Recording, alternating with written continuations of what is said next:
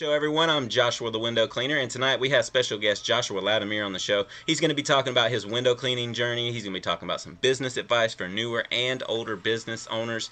And we're also going to be talking about some of the personal questions that I have for him since I've been watching some of his YouTube videos. But before we do that tonight, I want to explain how the prize wheel works. The first prize wheel is going to show up on your screen, and it's from Window Magic Supply.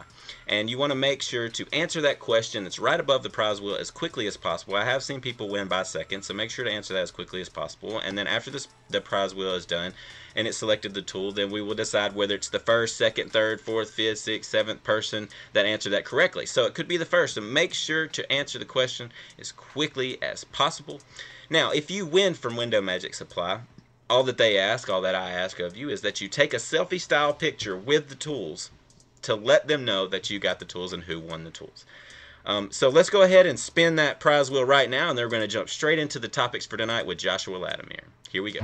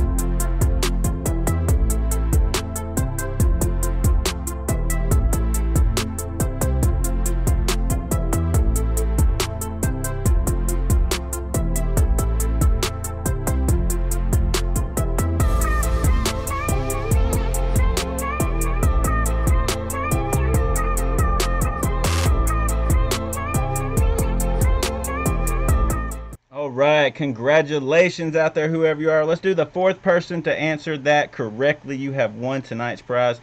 You won the Sorbo Viper channel with the handle. Congratulations. This is the 16-inch. So congratulations to you.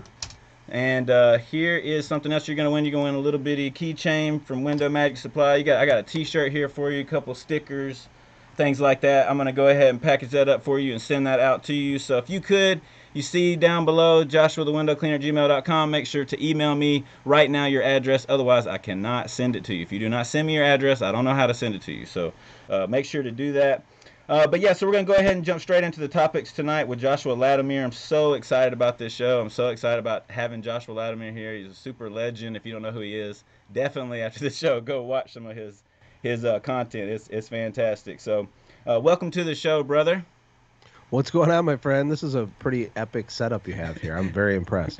Thank you. I appreciate it. It's been like I try to change it every like 5 shows, and so like I really do work really hard on that. I try to get feedback from other window cleaners to make it be a fun place where we can really gather together, man. Because window cleaning can be a great thing, but it can be real stressful too. You know, especially.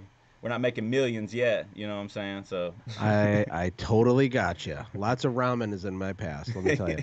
Yeah, so we do this every Friday night just for that reason, so we can get together and have a good time. So yeah, so I would love to hear your life story and how you got to where you are right now, and what are some of those key moments in your life? Well, my life story is pretty simple in some regards, but there's lots of pain and suffering along the way. I always joke that I have a bachelor's degree in pain and a master's degree in suffering, and I don't want the PhD in whatever comes after that. But no, my story started in high school. I was a football player. My wife was a cheerleader. Well, she wasn't my wife yet. She was just the hottest cheerleader on the team, and so I had to ask her to the dance, literally. And that was what our origin story is. And I wasn't a good football player. We lost our homecoming 69-0. I always tell that story because it's a funny thing, but it's true, and it wasn't funny at the time. It was pretty horrible. But we got married at 20, lived in a trailer park. I was a pizza delivery driver. We were living on love and ramen, literally. We got very creative with how we ate food and what we did. You know, I remember being super stressed out when I started my window cleaning business because I was trying to reverse engineer and understand how can I make $500 a week. Like, how can I do it? If I get 4 people that pay $125 each, that will replace my pizza delivery income, which is about what I made. And I was like, I had papers all over my coffee table, and I'm sitting Indian style in my trailer, like stressing out, like, how do I get these people to hire me for this? And that was the origin story. My mom always told me growing up, Josh, don't despise small beginnings. And I had a very small beginning. I had a 93 Chevy Cavalier, cherry red, with just the perfect amount of rust on it. Nice. And I had a 28-foot ladder strapped to the roof of my Chevy Cavalier. If you don't know what that is, it's not supposed to have a ladder on the roof. And it rubbed all the paint off the top of the roof. I also had a 16-foot extension ladder inside the car, because the back seat from the trunk, they would all fold down, and it went all the way up to the windshield, all the way to the back of the trunk. And when I'd go do estimates, I would hide my car and walk 2 or 3 blocks to go do the estimate. And I didn't want them to see that monstrosity. And then when they'd hire me, I'd go back and pull in to do the job, and they'd look out their front window like, oh my God, who did I hire, right? Yeah. So for me, early in my career, I was looking for help, looking for answers. I wanted to understand how to not suck at this, how to become a business person. And there wasn't a lot of answers. And back then, before Facebook groups, you had to go on online forums, message boards. And people were huge jerks on these message boards. Like, it was a very like rough kind of crowd, like the contractor, the trades, these window cleaners. They like to clean window and get their beer money and argue about tools. And I'm like, I don't want to do that. I want to know, how do I build a business? And so I'd ask questions, and people they'd jump down my throat, and you're an idiot, and this and that. And that always bothered me. And it's one of the reasons later I started a podcast and started trying to bring some positive vibes to this industry and try to professionalize things, because, it's fun to razz other people in the industry. But this is a real business, and you can make real wealth, and you can build a real sellable asset. You don't have to sell it. You can make more than a doctor makes cleaning windows if you understand how to become a business person. Oh yeah, no, you're 100% right. And it's so funny because I actually worked for Pizza Hut as well. So I worked for Pizza Hut, and then I worked at JVC. So in Alabama, they had I worked at the disc plant. I got to see all the DVDs before they came out, all the video games, and I counted them on little things, put them in that's what I did in Alabama before moving here. So I can definitely relate on making about that much a week, and moving out here, it was a little bit difficult as well, trying to find a job. Uber Eats was my go-to money thing. So so that you got to have that at the beginning, and then you just got to have that vision, like you said. And I really like all things you just said, because I feel the same exact way, which is why I have this channel. Why I feel like I'm a lot more positive than some of the other people in the industry that are making a lot of videos and stuff. And I get thrashed all the time, man. I wish I could let you hear some of the things that people say to me, but I just blow it off, man. I actually started my own Facebook group, like you were talking about, the Facebook group, called it Window Cleaners, just Window Cleaners, kept it simple. And I kick people out on the daily for being negative. But anybody that asks, man, there's so many people in there trying to help now, because they know I'm not playing that. And I keep them updated once a week. Hey, if you're going to be rude in here, not going to happen. You're getting kicked out. There's no warnings. We don't want people like that in this group. That's not for that. The truth is, I mean, there's a low barrier to entry to this industry. It's a transient industry. A lot of people come in, a lot of people go. And, people that are naysayers and negative and have an argument every 5 seconds, it just says more about them than it does about you or anything else. And I feel bad for these people, because they're there's a couple things in their brain that are broken. And if they could just see things a little bit different, their whole life would change. Everything would flip upside down. But some people just aren't going to get there, probably ever. And others, maybe they'll get there, but it takes a lot longer, Yeah. No, you're 100% what you're doing is very important. I appreciate it, man. And like I said, I'm just doing this to try to help people out. Literally, I've watched a lot of your videos, and I'm like, man, I can relate to him so much. Maybe it's just because we have the same name. I don't know. But you have a very strong masculine name. A very strong masculine. Yes. So, but I'm glad my name is this, because I might not have been able to be your friend. Dude, I requested to be your friend so long ago when somebody had told me. I was sitting in my office one day, and I had a guy. He works for Home Perfect Restoration. His name is Scott Peterson. So he came in one day, and he says, Josh, you really remind me of this other guy that started a window cleaning business. And he said, his name is Joshua too. And he said, you really need to watch some of his videos. So I was like, okay, I'll check him out. So I watched some of your videos, and I was like, oh my gosh, I feel the same exact way he does, but he's way further ahead of me. So he's so much further of understanding what the same type of things that I try to understand, like manage a business, trying to get employees, like all these different things that I watched your videos. And I was like, man, you just really made it make sense, and you explained it a lot better because you had time to analyze it. You know, you really spent that time.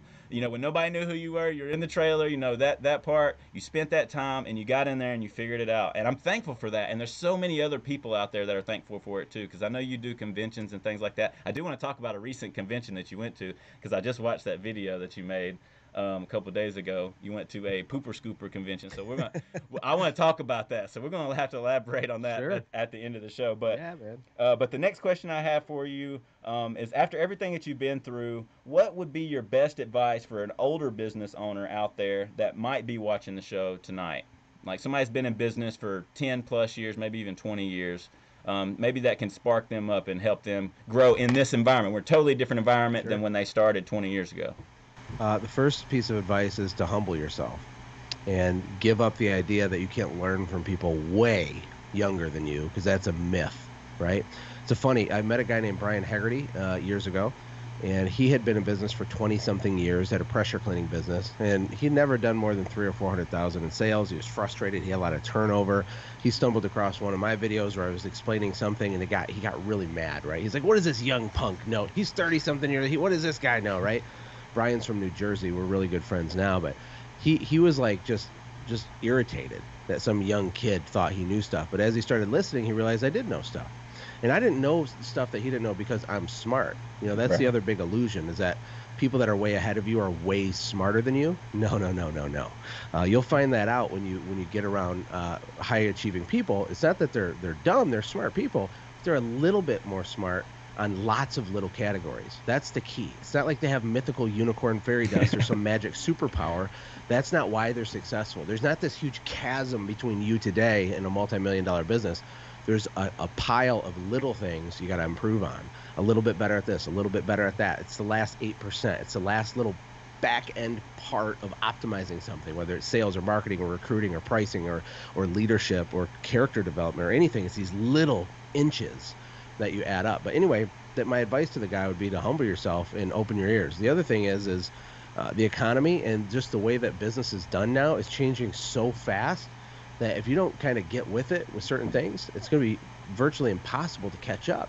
You know, people don't realize this, but private equity is moving into home services. And what that means is that there's consolidation that's going to start happening with home service companies. And that's a really big problem for little tiny owner operator guys in the long run. Think about hardware stores in, 1990 and what Home Depot did to them. Think about your local grocery store and then what Walmart did to them. That type of thing is starting. We're in the early stages of that happening in a big way. I'm talking Wall Street money is gobbling up companies all over the nation because there's a huge opportunity. And so if you're not kind of with it or you're stuck in your old ways, that's cool. Like, it's a free country. But if you want to build something that's valuable, that's sellable, that's like a wealth building tool, if you want to build a big turnkey business, you better get on your horse and start riding it. Get with it. Listen to people like Josh. Listen to people who know some things you just don't know because you didn't learn it yet. That's really, really good information, and yeah, so true, man. I mean, we don't realize with the younger generation. I mean, there's guys that have been doing it less time than me that I'm watching and I'm learning, and I'm even seeing them start getting some of my first few clients when I first started. You know, I started to see them recommending them. I'm like, man, I've been coaching this guy and helping him out. And now he's got my first few clients. But there's so many windows out there. That's okay. You know what I mean? That first client didn't want to go with my price jump, and so I'm glad she found a good guy that can go in there and actually give me probably a good credential and say, yeah, I know Joshua, like he's kind of helped me out, you know? And so I can't even be mad at that. Now there's a part of me, because I'm a human, that's like, man, they took my client, but then I have to I, like I smack always myself. I always joke to my wife that the older I get, the dumber I get. And what I mean by that is that the more you learn, what should happen is the more you learn, the more aware you should become that you don't know that much. Yeah. And what happened when I was 18, I knew way more stuff than I know now, right? At Right. least I thought that I I did. thought I did. Right. Socrates, I think it was Socrates said, the only thing that I know is that I know nothing. The mark of someone who has no wisdom is someone that really truly believes they figured it out.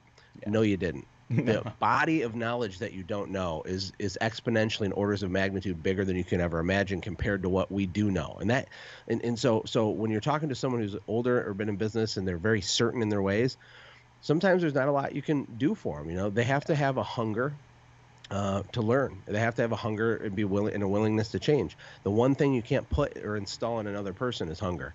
They either are or they're not. Yeah. For Brian, the story I gave, he finally reached a point where he's like, "That's it. I got to change things," and he did. And his business did 347,000 in revenue just in the month Nice. of May with a 46% net profit. Okay, this is a few Sheesh. years after learning systems and Yeah. learning how to really go for it. He had been in business decades doing it one way. He implemented a handful of changes. He's just crushing the game now because he was willing to learn, not just from me, but from lots of other people and try new things.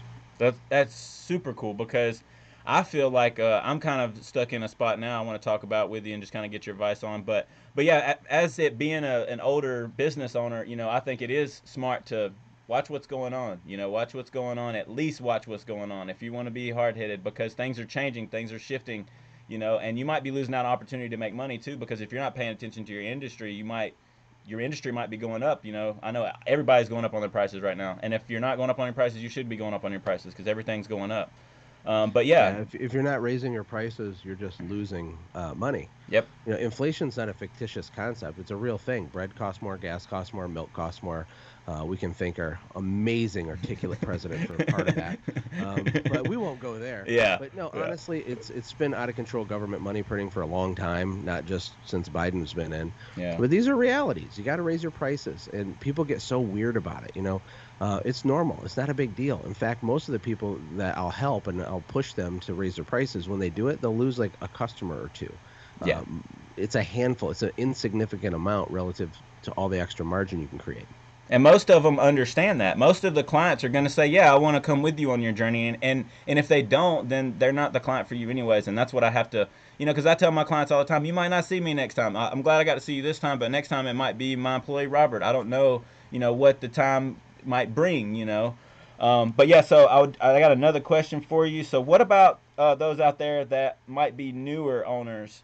What advice might you have for them? Like a newer owner like myself, I would consider myself new. I've been in business for 5 years. I literally January was the end of my 5th year. I was so excited. I made it 5 years, so I'm out of that like that category of I didn't make it, past 5 years, but I'm still like I'm in a rut now where I'm like, okay, so I got everything kind of systematic, automated.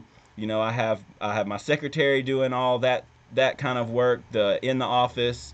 She's doing fantastic with that. She was actually a client of mine for 3 years. Got really lucky and blessed with her. But anyway, she does a fantastic job. Then I have one guy that I have, and he goes out and does most of the jobs. Now I just had a baby, so I had to took maternity leave.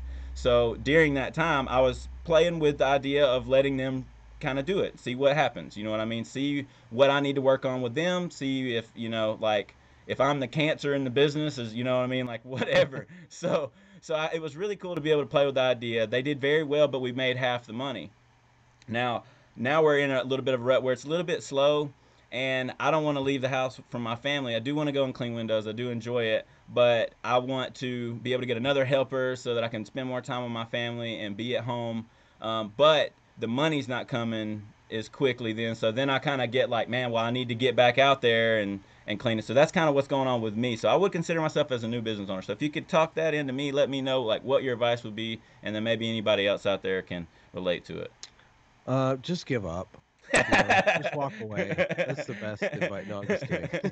I That's the mean, easiest thing. it's a hard question because it's complicated, Yeah. And whenever you ask someone for advice, if they don't ask you qualifying questions, be nervous about the advice they're going to give you, because the truth is, to answer your question, it depends. That's the answer. It depends.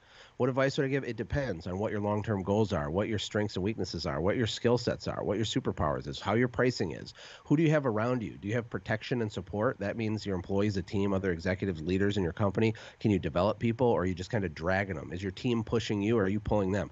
There's a million like X factors and things, but the simple answer is you need to make a decision on what the end game is. You either, are we doing this thing? Are we going to go big and go for it? Or do we want to have an artisan style business?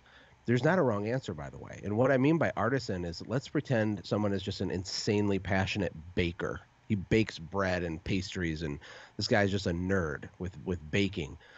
Being a good baker doesn't mean he'll be good at owning a bakery. Owning a bakery is different than being good at baking, and they're different skill sets. So with window cleaning specifically, a lot of people are artisan businesses. This is why online they argue about this type of rubber, that type of rubber, and this channel, and this, dog ear, or this. And it's like none of that matters if you're going to pick the I'm going to be a CEO and build a multi-million-dollar business track. If your end game is to be a businessman or woman, then there's this direction. And there's rules and frameworks and things that you do in the order that you do it to get that outcome. If you want to be an artisan business owner, that's totally acceptable. In fact, it's like infinitely more desirable than having a job working for someone else, right? I mean, it's a dream business to clean windows and keep it simple. And you can make $100,000 a year by yourself and work part-time in your tiny house and your laptop lifestyle. I mean, it's appealing, but that's not the same thing as building a machine, right? Right. There's an auto detailer in the UK that charges $1,000 to detail a car, and he's booked 1 year out.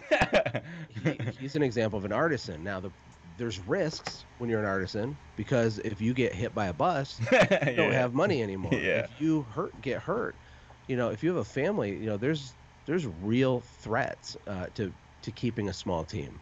But there's also advantages because you can make more money right now. One of the big illusions is that you're going to make all this personal income as you grow. And, I have a friend that built an $18 million carpet cleaning business in 9 years, right? So they're doing $350,000 or more than that per week in carpet cleaning. And when they were scaling up, doing these insane numbers, he still had like a broken office chair and drove a used pickup truck, right? Because all of the money was being fed into the beast. He's feeding the beast and feeding the beast and delaying gratification and delaying gratification. My wife had a minivan and the window wouldn't roll down on it. It was a piece of crap minivan anyway. The window, so she'd go through the drive-through. She had to like open her door to get her food, like the shameful. Oh yeah, I've been there. Door open, right? But our business had brand new work trucks. And we had 5 crews and 6 crews and 8 crews and 9 crews and 10 crews, and we have all this infrastructure. And we have an office, and there's like hundreds of thousands a month flowing in. That's not the same thing as what I was extracting for my lifestyle. So if you pick the business track, you got to delay gratification. You got to like get your reward in the back end, work hard in the front end, and you'll make a lot of money in the long run. Or go to the art route. Is that helpful? Oh yeah, that's way helpful. So that totally makes sense, and I feel like I'm leaning more towards the artisan way or whatever. You know what I mean? I'm leaning towards that side of it because. Well, let's talk about that. Yeah. Let's talk about it because I want to give more specifics. I don't want it just to be abstract. Like, yeah. Let me give you action items. So, the way to make a lot of money as an artisan business owner is to absolutely start raising your prices in perpetuity. First of all, there should be no set price. Everyone should implement today the concept of supply and demand pricing. I'll tell you how we did it in our company. If our schedule was booked 2 weeks out, our prices went up 20%. If the schedule opened up and we're less than 2 weeks, then we go back to our normal base price.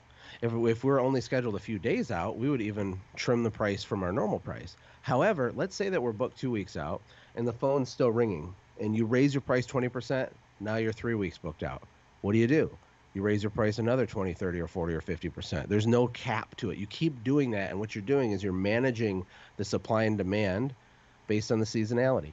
That's a way to pull a lot more money off the table, because think of it like this. If you and a helper can go do $20,000 a month cleaning windows, you could work the same amount of hours and do $30,000 a month if you were charging, a third, like more for your prices. But the effort doesn't go up, just the extra cash and profit goes up, right? So that's kind of the game you want to play as an artisan. And how do you create demand?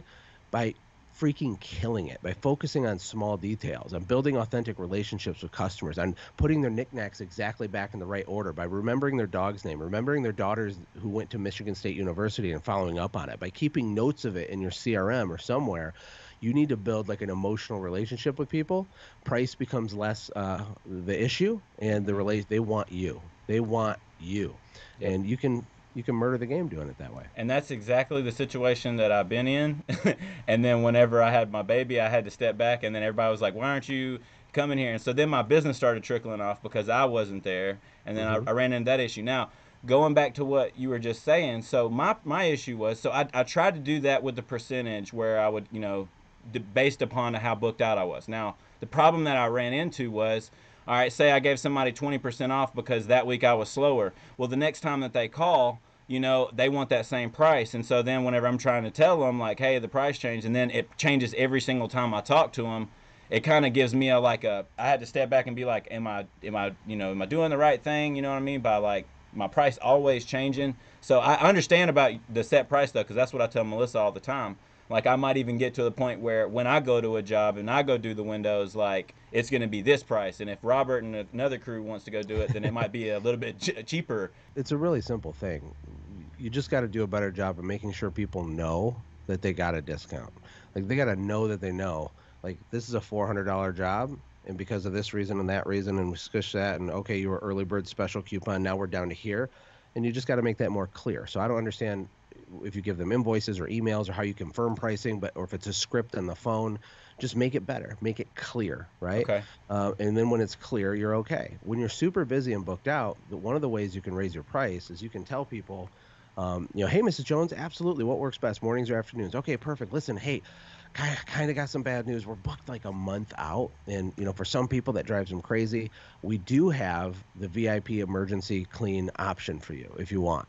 It costs more, but what we can do is squeeze you in earlier, and so we actually move other people around that are more. They don't have a firm appointment, but there's an additional $99 fee. Is that something you're interested in, or is a month fine for you? And if you start asking them, right, so you can schedule them out and move them and give people back doors. The other thing we'd do is we'd schedule our work 9 to 5, but once we were slammed, we'd let people come in and do a job at 7 a.m. or a job at 6 p.m., but they were paying a lot extra for that. So we could squeak them in, but they're paying a premium price. And as an artisan specifically, man, I mean, if you don't do that, it's like you hate money. It's not about manipulating people. It's about providing value to people. I value my time. When I moved down here to Texas, we've been here for a year now. I got a postcard in the mail for a lawn care company. I scanned a QR code. I went, signed myself up on their website, upsold myself fertilization, and they've mowed my lawn for 1 year, and I've never talked to these people. Literally never one time. I don't care about the price. I don't care what it costs. I don't want to shop. I don't want to have to do stuff. Yeah. And people forget that you're not your customer. The first accounts I sold with window cleaning, I couldn't even believe people were paying me money to clean windows because I thought it was the dumbest thing ever. Yeah. I'm like, who would pay money to clean dirt off a glass that's just going to get dirty? Like, because I'm not my own customer. Yeah. So with pricing and all that stuff, don't overthink it, right? Just be honest, have integrity, over communicate, and you'll be good to go. And my daughter Judah just walked in. I see that. I was about to say we got a visitor in the room. Well, it's because today is Judah May Thursday, so she's waiting. As soon as we're done, going on our special day. All my kids have a special day. We have Maverick Monday and Tucker Tuesday and Judah May Thursday and Finley Friday and Sawyer Sunday. So she's excited. Tell her I'm sorry. I'm interrupting that time. Come here, honey. Anyway. I'm sorry I'm interrupting your time. No. You're not interrupting my time. She's just being a little impatient because she's 4, but that's okay. It's totally understandable. Totally understandable. I'm all about spending time with your family, man. I think that like that's your family comes first. Like all this YouTube stuff and all that's great, but at the end of the day, like because I was supposed to record one of my shows last night, and my wife wanted to take a shower, and I said, look, I'll take care of it. She said, you have to record your show. I said, this comes first, And so I think being a leader like that, also you have to be like that with your family. Let them know they do come first, So I think that's huge. At the end of the day, all this stuff's gonna burn. Like it doesn't matter. You can't take it with you. Yep. Business is like a game. And one thing that's helpful to people is to remember that what you do is not who you are. Right? So don't get your identity wrapped up in, I had a bad year in business, so I'm bad. No, you're not. Just learn more stuff, iterate, try different things, and keep going, right? And don't get arrogant if you have success, because there's other extraneous factors to success. Like yes. I can act all fancy on your YouTube channel and tell you how great I am and all this stuff, but the truth is, the timing of when I started my company was just unbelievable, right? So we're the only company doing residential window cleaning in our market at the time. For many, many years. By the time I sold my window cleaning business, there was 25 in my same market. Wow. And so timing was a big part of it, right? And that's true with a lot of things. So don't get your identity twisted into your business. Business is a game. It's fun to be skilled at something. Yeah. So get better. Become skilled with your financials and your numbers. Become a skilled father. It's just do your very best because there's honor in just doing your best. Oh, yeah, for sure. I totally agree with you. All right, so let's get back to some of these questions so you can spend time with your daughter. All right. I'm glad she walked in the room, man. That was cool. All right, so what were some of the biggest challenges moving out of the States after you sold your business? I know that you sold your business, so what were the biggest challenges when you moved out of the United States after selling your business? Well, it was kind of like figuring out what to do next, and it was amazing and really hard. When we moved to Costa Rica, and we had a baby in Costa Rica. We have 5 kids, and our fourth one was born, and she's a dual citizen. She's 6 years old, so that's when we were in Costa Rica. Um, and we had fun. My wife had really bad postpartum depression, which she'd never had with any of our other kids. My wife is like a freaking unicorn of bubbly, fun happiness. Like she's the most positive, fun person ever. And she was like in this horrible, dark pit of despair, and it was really, really bad. And I was like, "What in the world? What happened to my wife? Where's my wife?" So that was hard. Language barrier was hard, but I studied Spanish 18 months before we went, and like kind of got a bearing on that. But I think the big one was just a journey to figure out what we wanted to do next. And that's where I launched a software company. I launched a podcast that, has over 1 million downloads now on a beach in Costa Rica, like not even thinking anyone would listen to it. And it's funny because like even you starting this YouTube channel, hindsight's 2020, but you really don't understand what's possible because you take a small choice or make a small choice today.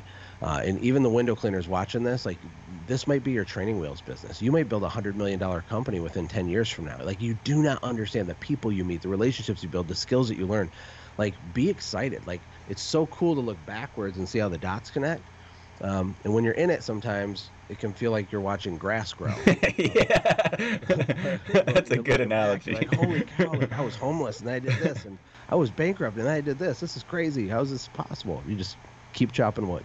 Yeah, no kidding. Yeah, I filed bankruptcy, and I've been through a lot of things too, and I don't talk about it too much on the show. I know we talked about that a little bit before the show. I kind of gave you a quick summary of who I am, but yeah, man, it's a journey in itself, and even me looking back at my YouTube when I started my channel, my wife says it all the time too. She says, "Man, I saw your video the other day, and I was thinking like, look how far he's come." You know what I mean? Like just in a small amount of time, how Hmm. fancy everything is. All the things I learned. I mean, I had to learn how to put I had to learn how to put Everything. the background in there and the email you see here, my logos. I Hmm. had to learn how to do all that stuff, and then all the different transitions and it's been quite a journey, but I'm very thankful for it. And I've had a lot of fun, and that's what I always try to tell people. Like this is my journey. I'm trying to have fun. Like it could suck if I want it to, but I don't want it to suck. I just want it to be fun, regardless about the money. If I'm being successful or having a bad day or whatever, I still want to try to have fun with this and don't want it to be like I'm getting burnt out. You know what I mean? Like,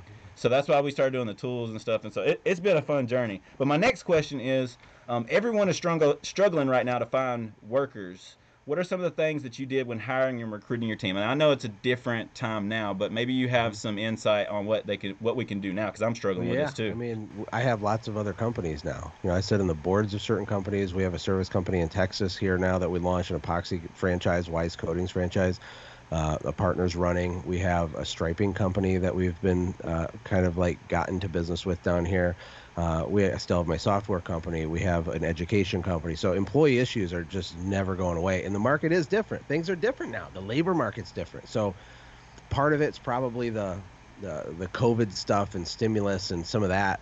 People working remotely, a lot of people downsizing. Some people are just quitting their job and buying a tiny home and like traveling around in an RV and like they don't Yeah. want a job. It's partially a combination of all that. But here's the truth. Most small businesses make it a way bigger excuse than it really should be, because it's an easy out, right? It's like, well, guess I can't succeed because I can't find an employee. Oh, you darn politicians! What a dumb thing to say. Like, just straight up, that's stupid. Like, solve the problem, be better, let you level up. So the problem isn't that it's hard to get employees. The problem is that people aren't willing to just man up and figure it out, reverse engineer, and do stuff. The best way to get employees is to go freaking headhunt them, to go talk to people. Yep. But people aren't willing to do it, right? You're Another right. tip for getting employees is to have a better job offer, be a better company. We're not entitled to other people's labor. Like we have to have an offer that where what they get out like makes sense for them. Like what they're getting matters. It's marketing. Recruiting is cold stone, raw, old school marketing. You got to set a hook. You got to give them a stack. When you work here, you're not going to be a number. Are you tired of working for the corporate overlords? Are you tired of working in a stuffy office? Well, here at ABC Window Cleaning Company, here's what you get. You get an insane company culture, a small family company that cares about you. You get to drive a company vehicle. You get a company paid cell phone. You get all of your uniforms paid for. You get holidays paid off. You get, up to this amount of money plus bonuses quarterly, monthly, and annually. Plus you get this. Plus you get that. Plus we do rewards, contests, prizes, and giveaways. And we get this. Sound like something that's interesting to you? Click below and see if you're a good fit. You got to market. You got to have something worth selling, and you're selling your job to a prospective candidate. I helped a pressure cleaning company. They had a job ad that wasn't working, and we changed one thing on it, and it like 5 to 10x the amount of applicants they got. And we just changed the headline of the ad. Instead of saying power washing technician, we changed it to gas powered squirt gun operator. Right?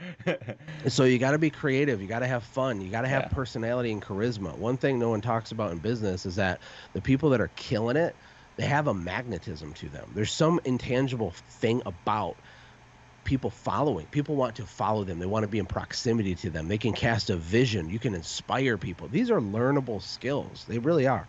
I'm an introvert, and I would be happy in a cabin in Alaska in the woods reading books all by myself for like 10 years. Like that would make me really happy.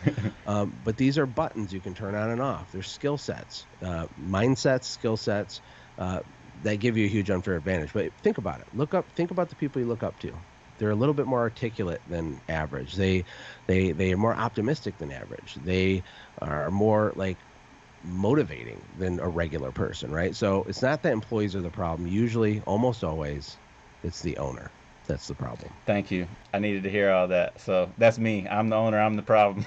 You just go get them, man. So what? Yeah, no. So what I heard from that, like what I took out of that was like, you know what? I spend so much time trying to figure out, how to stay busy, all that. I feel like I don't put any marketing. I mean, I do put ads out for, trying to get employees and stuff like that. But my problem is like, oh, I want somebody in house. I want somebody that, we know, I think that's my thing. I don't want somebody just to come in and mess it all up. I think that's my mindset. And but yeah, no, you made a really good point about that. And we're actually working on our employee handbook right now. Me and Melissa have been working very, very hard on that. She's typed up like 70 pages because we want to be able to say, hey, look, here's an employee handbook. This is all the benefits that you can get when we decide to hire someone, because we want them to be able to take advantage of all the different things that are available, and for them to know all the California laws and stuff that I have to have, like. Oh, yeah. So I think that's what we're working on now, and I think that we'll have a better,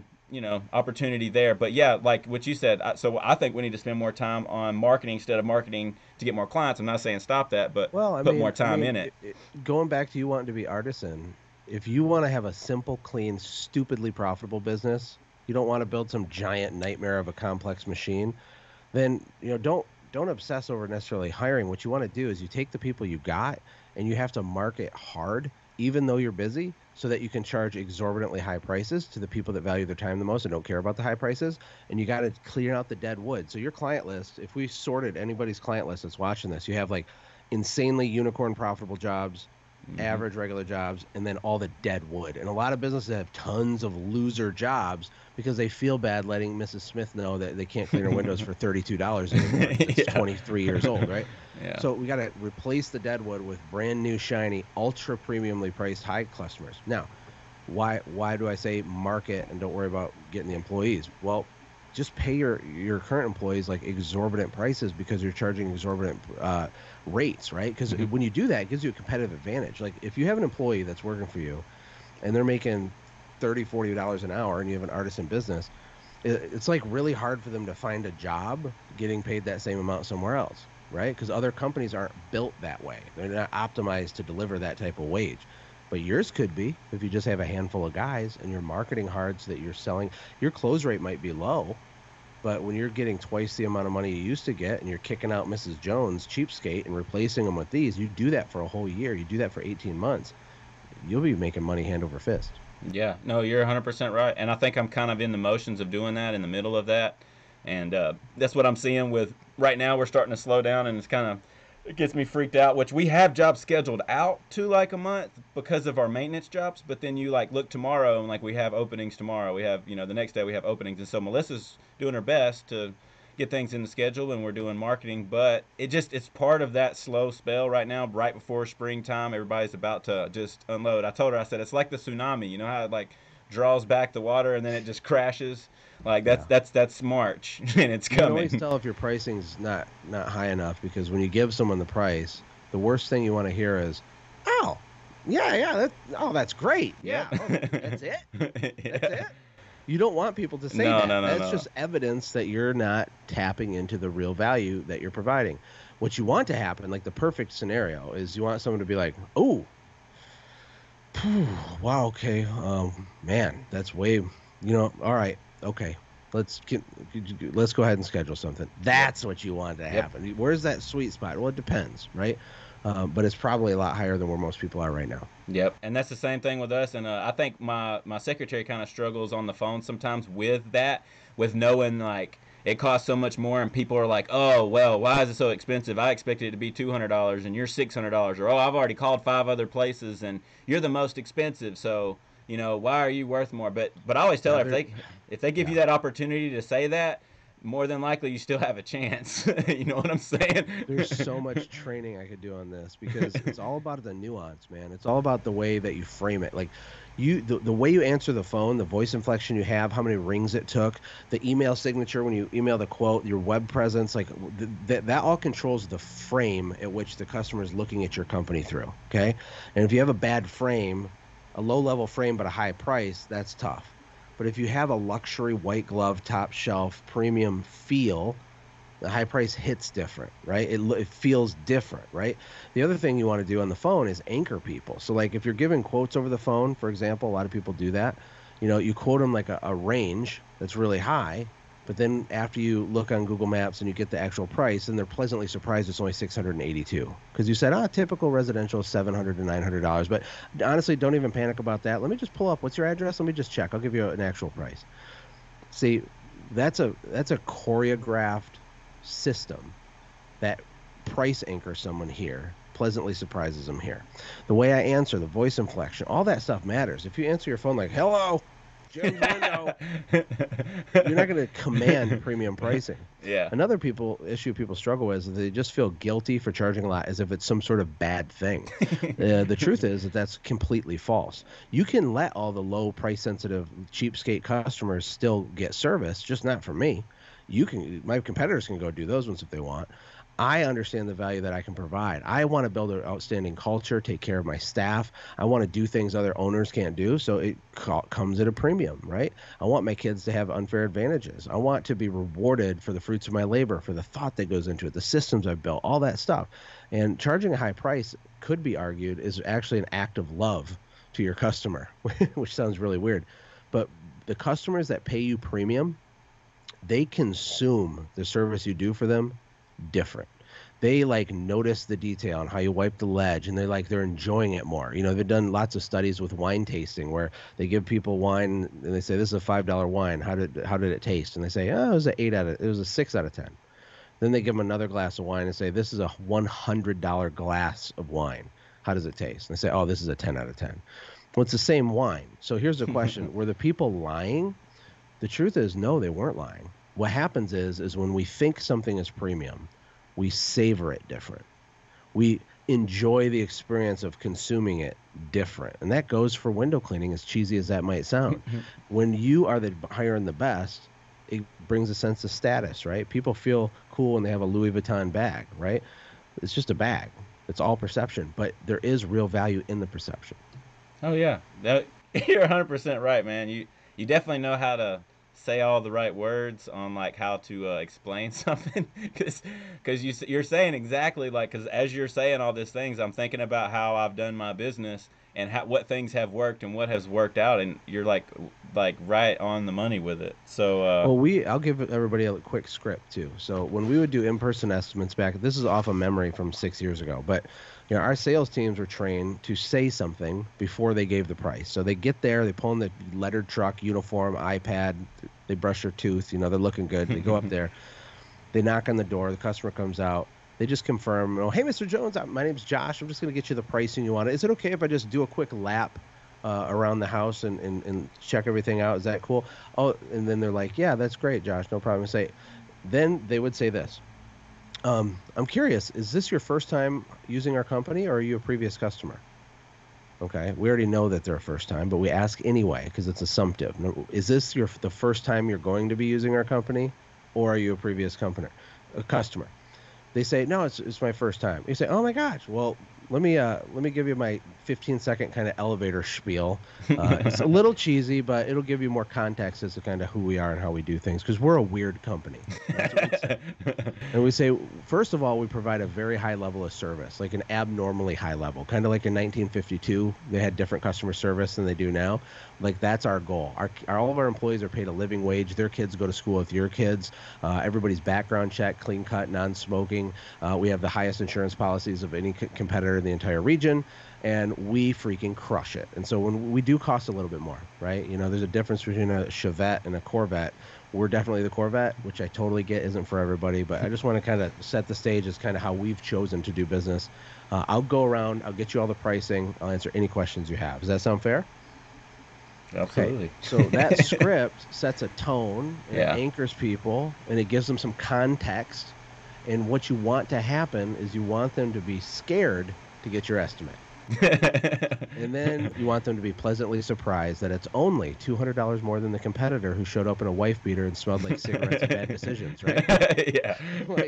So the cigarette guy, what happens to him is when he's competing with me, he keeps losing bids even though he's cheaper. And then what does he do? What do people do? I'm losing bids. I did 10 bids. I got 0 bids. They lower their price even more. And the more they lower it, the more they screw themselves. And homeowners get scared to even hire that guy because the good professional 5-star reviewed company is $600. This guy's $250. Like, what am I missing? This doesn't even make logical sense. The truth is that guy probably would have, even on a technical perspective, cleaned the windows better than my company. Probably. Yeah. Because he's an artisan. Yeah. Right. And I was doing the CEO thing. And so anyway, for what it's worth, hopefully that's helpful. Oh yeah, no, that's incredible, man. That was a really good. I'm hoping that my secretary is writing this stuff down. Most of the time she watches the show, and so right when she started, you had another script. I think you were not living here. It was like right after, I guess, you started your new podcast. It was the most recent YouTube video when that guy was telling me about you. And I showed her this, and I said, this is exactly how you talk to customers. Like, this is how, and you did this scenario over the phone. And she said, that makes so much more sense. And so we kind of practiced, and I would always call her. I would be like, ring, ring. And she'd be like, Positive Enterprises. Well, you know, and sometimes I'd be like, nah, I want you to be excited. Like, you have been waiting on somebody to call, you know. But a lot of that stuff is from me digging in, looking into it, and trying to figure it out, and just make sure that it's the best that we could possibly be. But that is really, really cool. I'm gonna have my worker do that because he goes and does the quotes a lot of times, and so I'll have him go out and say that, and that'll help him probably because he's kind of shyer guy, and he was like completely like silent when he first started. And I put him through some leadership programs and poured into him, and he is like goes in ahead of me and wants to talk to the customers, good with their animals, and he's been fantastic. He's only been with me 2 years. Another useful tip is make sure when you give quotes, you always give them quotes for every single service you offer, even if they didn't ask for it, every time. No exceptions, no excuses. They say, I want a gutter cleaning quote. Great, I'll give you that, and I'm giving you 7 other quotes. And you give them everything. Then when you present the pricing to them, scribble over top of your quote of every service that they don't need. Okay, quote it, but then tell them what they don't need. It's a way to build trust with people, right? And so, first of all, you'll have a record of all of the pricing for the future. But second of all, you can say, honestly, Mrs. Jones, I also, it's just a policy to quote everything while I'm here. It's just more efficient than if you call like 18 months from now and need something, like we're good to go. But I got to be honest, you don't even need this one. I'm just going to scribble that one out. Your siding looks really good. You don't need a house wash right now. And I looked at this. Honestly, I don't think you need this. And then you circle. What I would recommend is this one, based on everything you told me. Does that make sense? Do you have any questions about that? What works best for you, mornings or afternoons, weekends or during the week? What works best for you, credit card or cash? Go ahead with that credit card number. Yeah, exactly.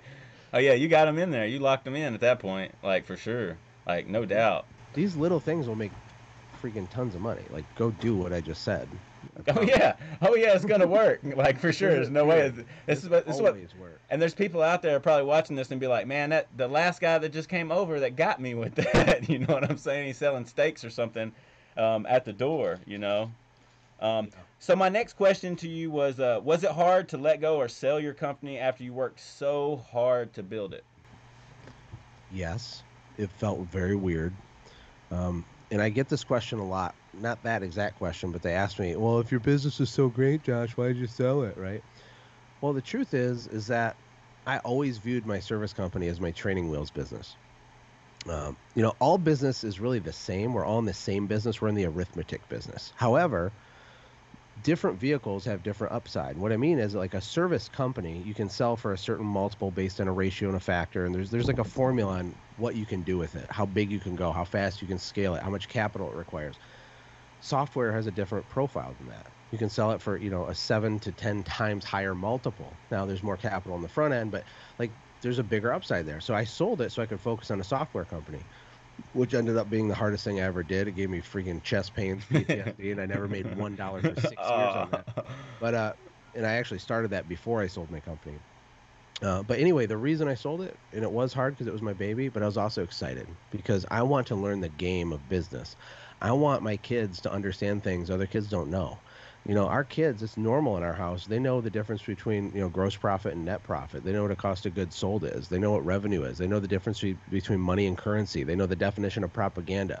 They know things other families is just not normal to know, because I want them to play the game. I want them to be equipped, right? And that's true for myself. I want to learn stuff. I want to do stuff. I want to understand contract negotiation. I want to do $100 million giveaway. Like, I want to do crazy stuff. And I know that that's not everybody's cup of tea, but that's the truth. As to when I sold my company, it felt like the beginning, like step one of this bigger vision for my life personally. That's huge. That's really nice. So now we're going to jump into the next prize wheel, because I like to throw a prize wheel in there in the middle of the show. So I'm going to go ahead and jump into the second prize wheel. These tools are from windowcleaner.com. And same thing as the last time. Right above the prize wheel, you'll see a question. Answer that as quickly as possible. We'll decide on which one is going to win that, and then we'll announce the tool right after. I got it sitting right here next to me. So yeah, let's go ahead and spin that prize wheel right now. Here we go.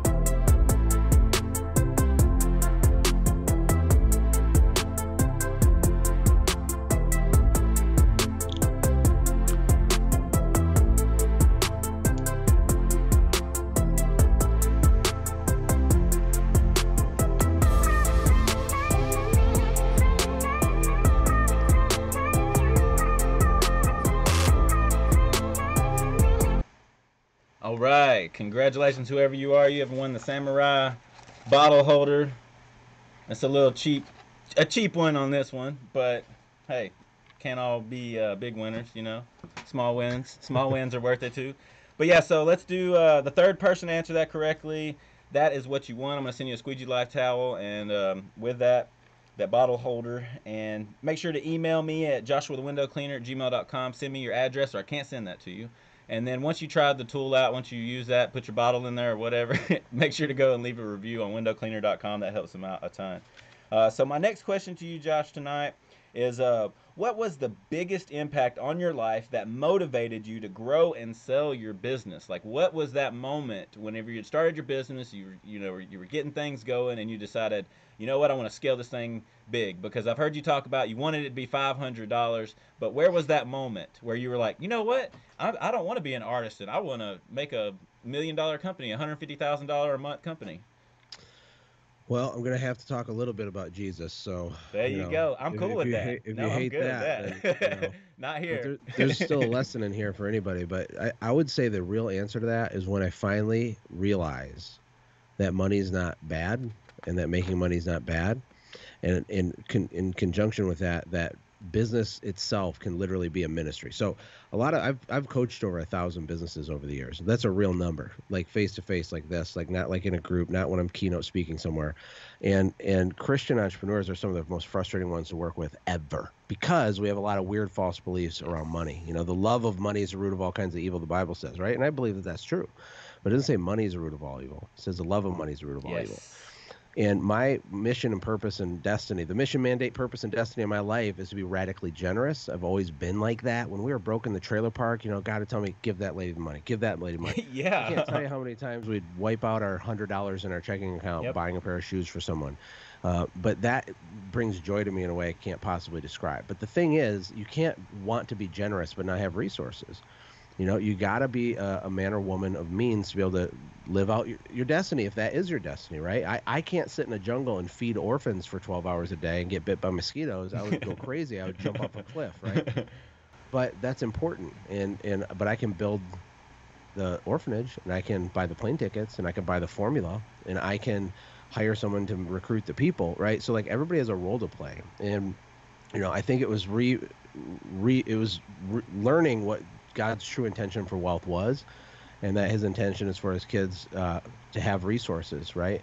And the opening to my podcast, I say that God gives the birds all the food that they'll ever need, but he doesn't put it in their nest. That's right. And that's an important distinction. Like, you don't get brownie points in the marketplace because you put a Christian fish on your bumper. Yep. Like, your business doesn't grow because you think you're a good boy and God pats you on the head like this. You have to go compete and win. You have to actually know stuff. You have to actually be better. And you got to learn. The good news is that there's a lot of people dumber than you that already have what you want, and that this is a very achievable thing. You do not have to be a genius. You do not have to come from a trust fund or a silver spoon. You don't have to have a Harvard education. It's insane what you can do even with just a window cleaning business. It's insane. It's insane. I have a kid that I'm working with right now. Is in his 20s. He has $1 million in cash. Right? He's 27 years old from a cleaning business. What's possible is unbelievable. And, you can't change the world if you don't have any resources. People don't like to admit it, but what most people want is more money. Financial problems are the number one cause of divorce. 24 out of the 28 million small businesses in the United States are 2 weeks away from overdrafting their business checking account. It's a real number from SBA. And making money is a really important skill set. People say money doesn't matter, then they spend 10 hours a day trying to go get some. Zig Ziglar said that money isn't everything, but it's similar to air, and when you don't have enough of it, it's the only thing you can think about, right? So answer me this. Is it good to go win in the marketplace and use those resources to change the world? I say, heck yes, it's good. And that when I started to have those types of realizations, when things turned around for me. That's amazing. And for me, it was a kind of similar thing I battled with, man, because I was like, no, I don't care about the money and all this, but then I was like trying to chase it every day. And I think when I finally stopped chasing the money and realizing that I needed to just have faith and use money as a tool, then it was like it was all there, and I didn't have to worry about it. Now, I'm not saying that I have plenty or I have like so much I don't know what to do with it. I could definitely find something to put it to use. We have to understand that money isn't. A lot of people say money isn't good or bad. It's just innate, right? Like, money's a magnifier. It just reveals who you already were. And I think there's an argument that that's true, right? Because there's a lot of greedy broke people, and if they had a lot of money, they'd still be greedy. And there's a lot of generous broke people that would be insanely generous if they had resources, right?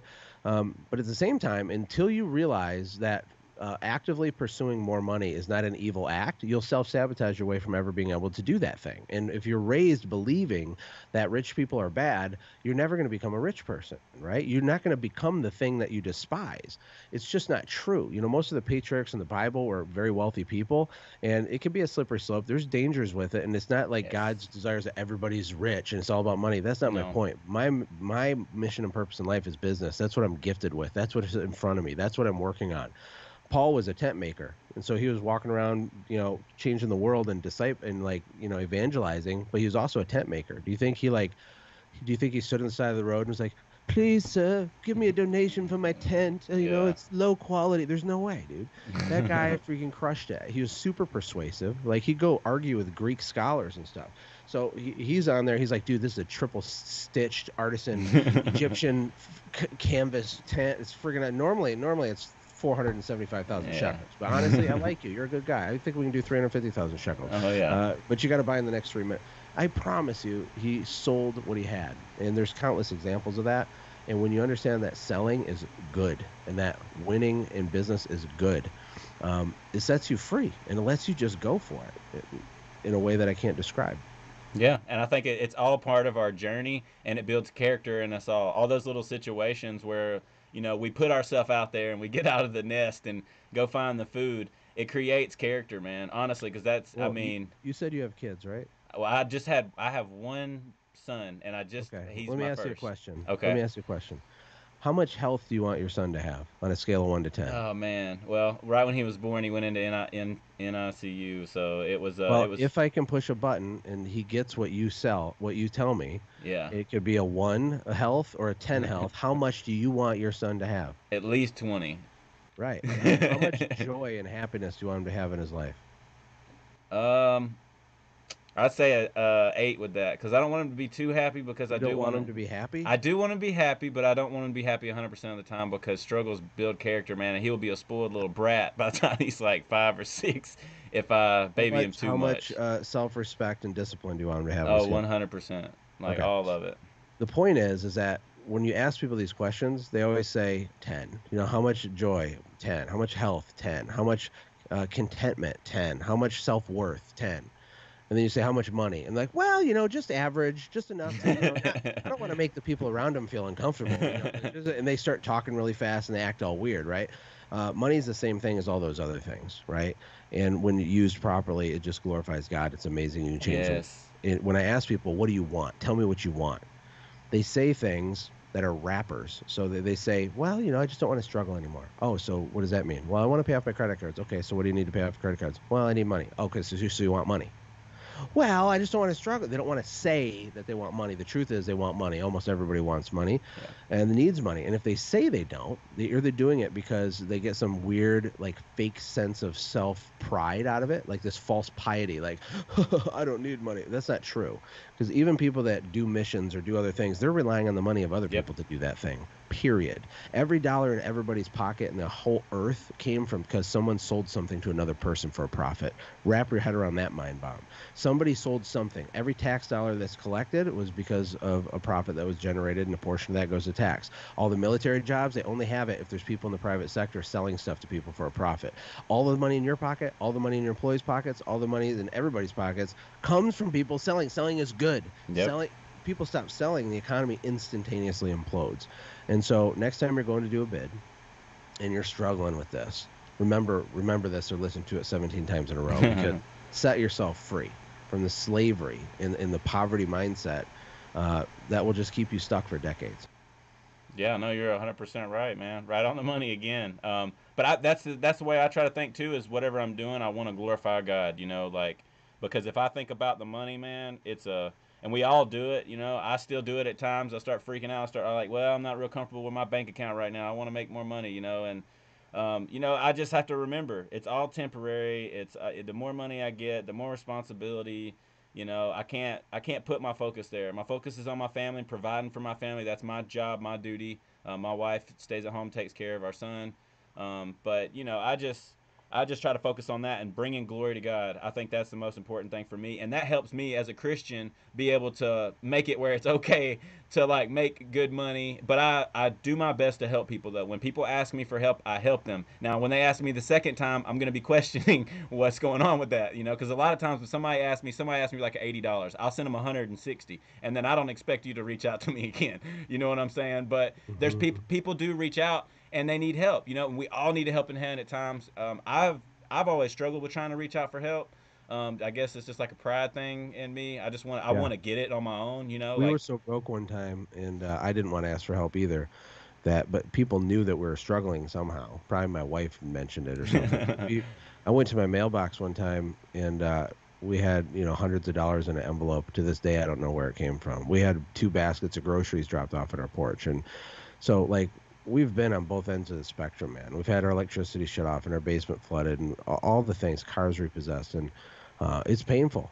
It really is. But learning the skill of how, because you got to understand, money is the natural byproduct of value creation. And so what that means is, unless you're doing something wrong or illegal, which most people aren't, The only way to get money is by helping someone else. Period. That's how it works. My friend Mike Dalkey calls dollars certificates of good deeds. Okay. So if you're doing lots of good deeds, you're taking care of your staff, you'll make a lot of money. If you want $1 million, serve 1 million people or whatever the adage is. But it's all about, it's good serving stuff. You're not screwing people. It's not a trick. No. Pay me $200 to clean your windows, sucker! But you actually clean their windows. Yeah. And to them, it's worth $800 in their brain because he's an attorney, and it would take him a half a day on Saturday to do a worse job than you did. Right? Literally. So it's a misunderstanding of how it works when you get weird about money stuff. I love to buy stuff. I love to sell stuff. I love to do both sides of the transaction. My friend Myron Golden always says, when people say people love to buy but hate to be sold, he said that's not true. People love to buy and they love to be sold. What they hate is to be convinced. That's what they hate. They don't want to be manipulated, but they don't mind being persuaded. And it's these little word nuances. It's these little things, these little nuggets. Pick them up, put them in your pocket, cuddle them, learn about these things, and your life will never be the same for the rest of your life. Yeah, that's why. See, this is why I was so excited to have you on the show, man. I knew you were a wealth of knowledge, and I've really enjoyed having the conversation with you. I have just a couple more questions for you, and then I'm gonna let you get back to your family, man. But this is probably one of the longest shows I've had, but I kind of knew it was going to be that way because of all the knowledge that you have, and I hope that there's so many people out there that are taking in everything you're saying, because what you're saying is right on the money, man, and it's super important, and people should implement these things, and it could help them. So if you could talk to those people who are investing right now, like me, I'm investing, I'm using like cryptos and all that crap. What would you say would be a smart move in investment right now financially? Unless you have $1 million in liquid assets, I think the only thing you should worry about investing in is your mindset, your skill sets, and your network. That's it. Everything else is not even investing; it's speculating. People get it twisted. Buying penny stocks or investing in crypto. You can argue with me till you're purple in the face, but the thing is, if you're not a person of means and you haven't figured out how to be a producer instead of a consumer, and you don't have resources and assets, step one is learning how to get more resources and assets. It's about production, okay? You're not going to, you could, this is the problem, is that technically you could get a moonshot crypto and it sets you up, right? I know a guy from Australia that has over 100 million just in Bitcoin. He bought them when they were $3 a coin. Personally talked to this guy, okay? So, but you got to understand how, you have a better chance of getting struck by lightning than that guy. Like a lot better chance, actually. So get over the fear of spending money on your own education and spending money on changing the room, meaning get yourself in different rooms, go to events, travel, pay the upgraded thing to get the VIP one so you hang out with all the other people that were willing to pay the upgraded thing because they think different than the other people think. Upgrade your network and then your skill sets.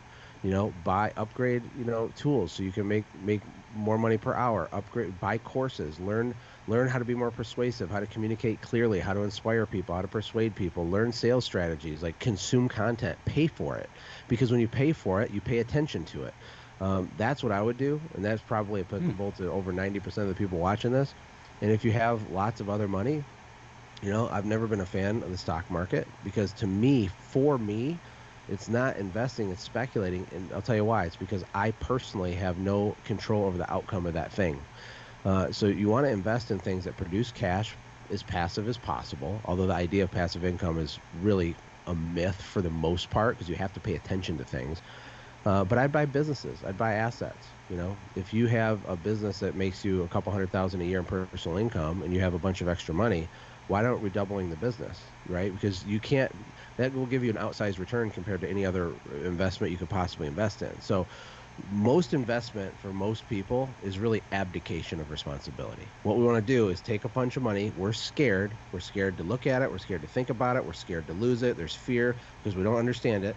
And then we want to give it to Fidelity and be like, they'll do a good job with it. And then they put it in money market or some portfolio stocks or whatever. And that's a mistake in my opinion. Right. I'm not a financial advisor. This is not financial advice. Right. But for me, you build assets, you buy assets, you invest in your brain. No one can take it away from you. If I took Elon Musk's assets away from him, I promise you he'd never go hungry. He'd rebuild it all of it plus some. Yeah. It's because the asset isn't Tesla. The asset is him. So make yourself a better producing asset. That That's what makes I'd invest in. that makes perfect sense. All right, so like I said, just a couple more questions. What was the biggest accomplishment in your life so far? Not getting divorced to my high school sweetheart, who's an Yeah. absolute unicorn trophy wife. Let me tell you, because that almost happened several times as we were figuring out things along the way. Yeah, I think my family, and it's not even an accomplishment. It's more like I don't feel worthy or deserving of it at all. My kids are incredible. They came out amazing. Our oldest son Maverick, he's already built and sold a candy machine business. He has a podcast and video editing business now. He's 14. His goal is to make $40,000 this year. Heck He's yeah. respectful. He's helpful. He's like a second dad. He's patient. He's kind. He loves God. He's just a good kid. And so I'm beyond thankful to have a family like I have. And it's not just him. All of them are amazing. I won't sit here and brag about all my kids, Yeah. but um, no one lies on their deathbed and says, "Ah, Mary, I should have got that in-ground pool back in 1983 instead of the above ground." Like no one does that. Yeah. They all say the same stuff every single time, literally. Yeah. Either their ego and pride is strong all the way to the end and they die a cold, bitter person, or they say, "Man, I wish I would have loved my family better. I Yeah. wish I would have spent more time. God, I really screwed up. I wish I would have played catch with my son in the front yard." These are the things that really Yeah. matter. No, I totally agree with you, man, and I really appreciate that insight. But going back to what you said, I think that it does. I think it has to do with us being leaders. If you're a dad out there right now, if you're, a guy like us that has a family, it starts with us. Like everything you're doing, Joshua, everything you're doing in your life, and all the things you have going on, man, your kids see that, and they're a part of that, and you want them to be a part of that, so they are a part of Mhm. that. And so it starts with the lead. Everything that you're doing, pushing, pushing, pushing.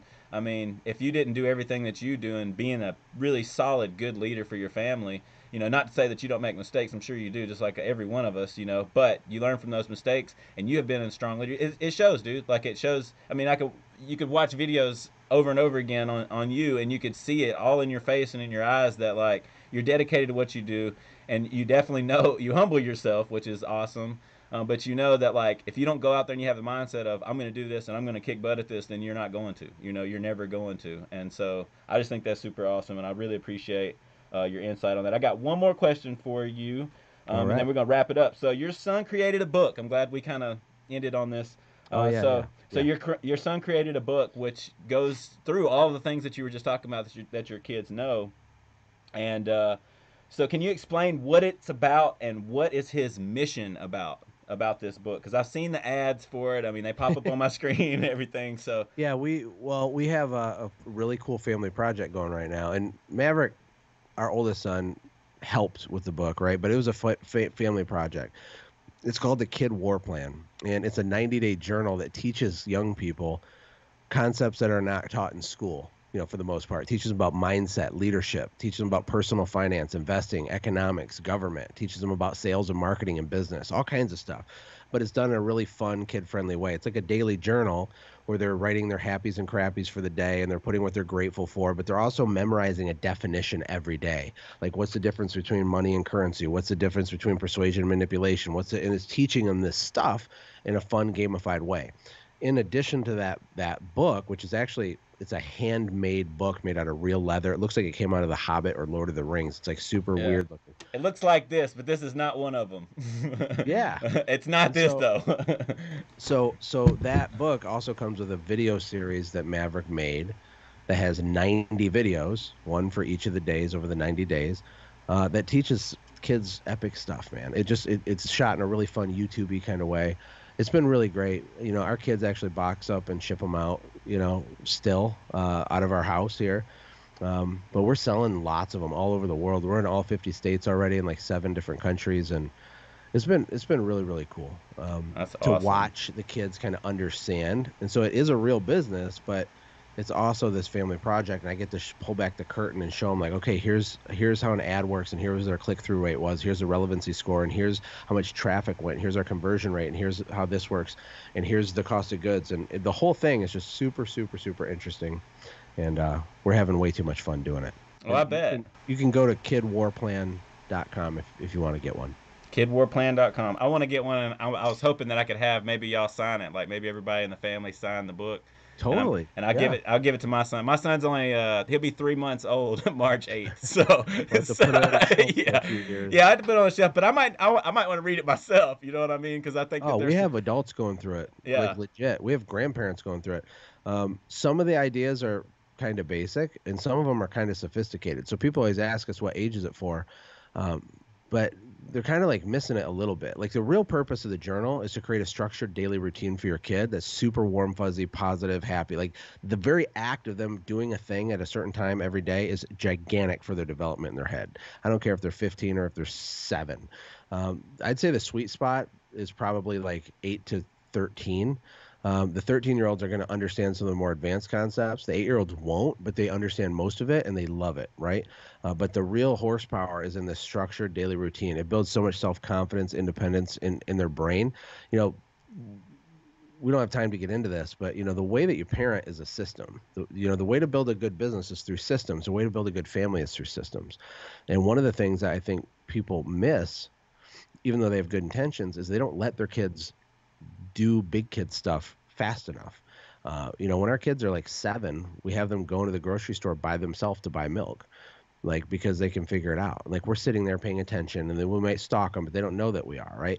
These little things. So having a journal and having them do it every day, building their self-confidence and their independence, like knowing that they know stuff other kids their age don't know, is huge for their development, and it's a powerful resource. and it's a way to get off the screen. I think that everything has been focused towards getting the kids closer to the screen, and this is a way to take them away from that screen. Not saying that the screen is a bad thing. I think that there can be good things about it, but too much screen time is no good. There's social skills No, that it's need to be horrific. developed, It's and horrific. It actually, so video games when you're too young, because our brains aren't fully developed, what happens is we get accustomed to overproducing dopamine through digital media, and we can't get the same amount of dopamine through normal stuff. Like when you go try to read a book after you just had a bender of Fortnite for 22 hours, you don't get the same dopamine hit from the book, right? You get a good normal amount, but it's so out of whack, and that's what leads to pornography at a young age. Like the average age kids are exposed to pornography is 8 to 10, depending on what study you look at, and it permanently rewires your brain. It's similar to heroin addiction. So technological addiction, pornography, all this stuff is kind of one big loop. And I don't think we need to be scared of technology or anything, but right. we need to talk about these things and like give our kids structured habits. They should get up and work out for 15 minutes or read the Bible or read a book or brush their tooth or do something. Yeah. And part of the book too, though, that we didn't talk about is it's gamified, right? So the kids are getting rewarded every 10 days by their parent. And the parent like signs it and they claim a reward. That's so cool. It's broken down into chunks like this to just have positive reinforcement for doing epic stuff. Heck yeah, man. That's awesome. I can't wait to get mine and go through it. And like I said, I'm probably going Yeah. to go through it myself. So, but yeah, so thank you so much for that. And also on your podcast, I didn't know that you had a podcast. So don't get mad at me about that. But if you could just tell us where to find your podcast right now, that'd be great. Because I want to go back and listen to some of the things because, Sure. dude, you're like I said, your wealth of knowledge, and there's so much. I mean, we've been here for an hour and 20 minutes, and I feel like we could probably sit here another 10 hours and just talk about everything that's going on in the world. But, obviously nobody has time to sit and watch a 10-hour video, so we're not going to do that. But yeah, so I think that this is a wealth of knowledge, and I've been very grateful for it. And I got to get one of those books. And if you could just tell us where to find your podcast, that'd be great. Sure. So the podcast for years was called the Quick Talk Podcast, but we changed the name a couple years ago to the Growth Vault Podcast, which is a bummer because we lost all of our reviews and rankings and stuff. We didn't realize that would happen, but and I haven't published it in going on close to a year or about 8 or 9 months. But there's over 400 episodes. It talks about everything you could ever want as a window cleaner trying to grow a business, any home service company. There's just a lot of good interviews, a lot of good systems, very specific, actionable stuff. It's totally free. Just got to search for the Growth Vault. Wherever you listen to podcasts, it should pop up. It's on YouTube too? No, it's not published onto YouTube. Okay. I don't think so. No, but it's in, Google Play Podcasts or whatever that thing's called. It's everywhere you can get a podcast, but it's not published as a YouTube video. No. Okay, that makes sense. Well, perfect. Well, thank you so much for being on here tonight. I really appreciate your great stories and your great insight on everything. I'm very, very grateful. for this show and for you to be on here on my channel. And hopefully maybe in the future I can have you on again and we can touch base and see how things are going with the book and with your family and everything. I'd love to have you back on the show in the future. Awesome. My pleasure. Thank you. God bless you, man. And everybody out there, go crush it. I hope you guys have an awesome year. Thank you. All right, well, that wraps it up for tonight.